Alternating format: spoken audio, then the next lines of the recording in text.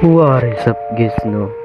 So ngayon, ikikwento ko na naman ang experience ng apat na magpipinsan na sumama sa kanilang field trip sa Peta Peta National High School.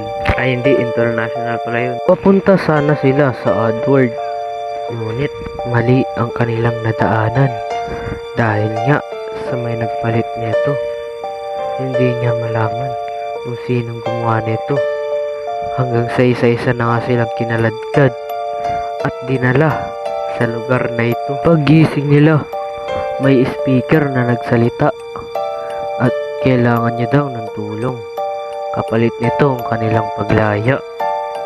Kaya naman, agad-agad silang naghanap ng mga pinapahanap ng abnormal na speaker na yan. Gaya nga ng iniutos, ay naghanap na nga sila ng mga box na pinapahanap ng abnormal na speaker. Maya-maya pa, nagulat si EJ dahil nakita niya may isang halimaw na kumain sa kaklase niya. Kaya naman, sobrang takot, sinundan niya ito at kinain pa ang abnormal na kaklase niya.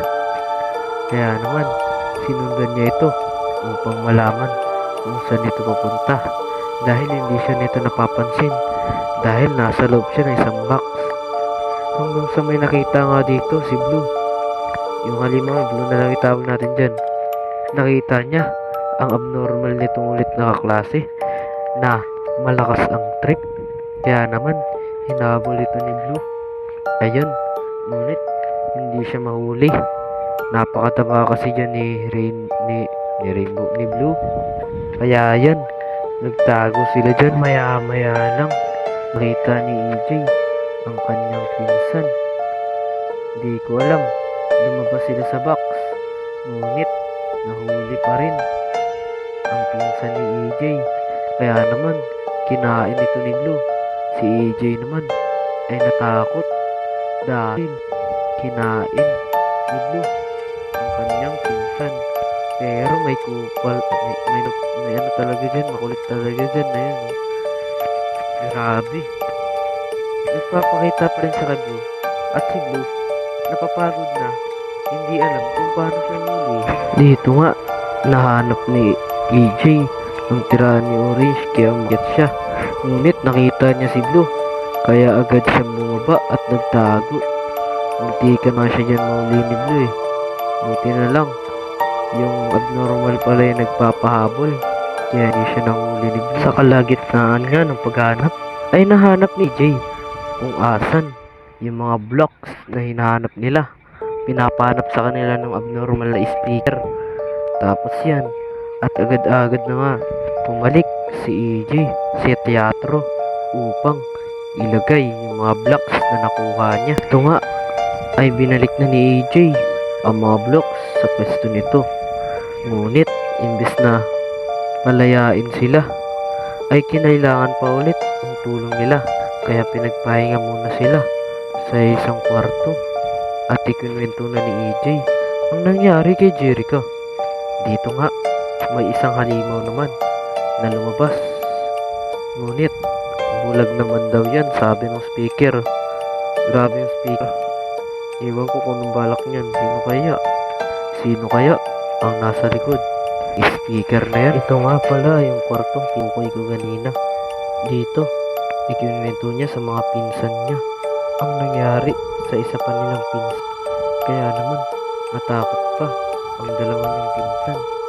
Kaya naman, balak na nilang pagnabukasan ay agad silang ginising upang maghanap ng mga pagkain. Naniwalaan ni Red, ay hindi, naniwala ni Speakerman, hindi ko pa pala sinasabi kung sino yun. Maya-maya nga, ay may nahanap akong pagkain. Ano kayang gagawin niya dito? Ay hindi, syempre babalik ko yan, ba't di ko alam? Ang alam ko, ilalagay ko yan dun. So, ayan na nga, nagpunta na nga ako sa hindi pala si EJ pala yan. Nagpunta na nga ako sa teatro. At yan, nilagay ko. Ngunit nakita ako si Blue, kaya gali-dali ako tumakbo dyan. At tumakbo ako dito sa may kwarto upang hindi ako masundan ni Blue. Maya-maya ay bumalik na ako habang nasa loob ng isang kariton. Ay, nga pala, no, story nga pala to. Ibig sabihin si EJ yan, hindi pala ako yan, hindi pala. Basta story to, story. Dito nga, naibalik ko na ang pagkain sa di inaasahang pangyayari. Buti na lang nakapagtago ako agad bago pa makarating si Blue.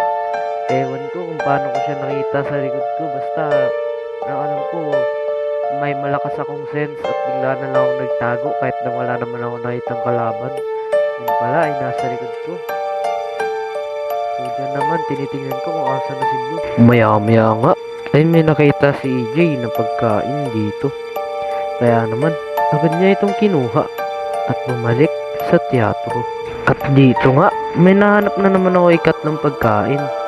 Ma'am, last grade ako dyan ha. Ang dami kong nahanap. Siyempre, agad na dali-daling bumalik si Jay sa teatro.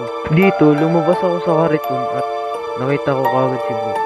Muntikan na ako doon. Buti na nakapagtago si EJ pala. Dito, pinalik na ni EJ. Ay nilagay ni EJ ang pagkain niya nakuha. At siya na naman ay agad na kumuha. Dito nga, natanaw ko si Green. Ay, si EJ pala. Ano ba yan? Nalilito talaga ako lagi. At ayan, naglakad ako. At dito, pumasok ako. At may nakita akong pagkain. Ngunit sa di inaasahan, biglang pumasok si Blue. At hindi ko napigilan ang kariton. Kaya naman, agad niya ako nahuli. At yun nga, nag-leave nga kami. Hindi na namin tinuloy kasi boring eh. So, ayan, si Daylord na lang natira. So, ang alam ko, di ko na siya nabidyoan. Ayan o, kasi accident ako napindot yung return to lobby. Kaya yun, dito na lang. Sana naman, nag-enjoy kayo ngayong video. Kahit na sinayang ko lang oras nyo.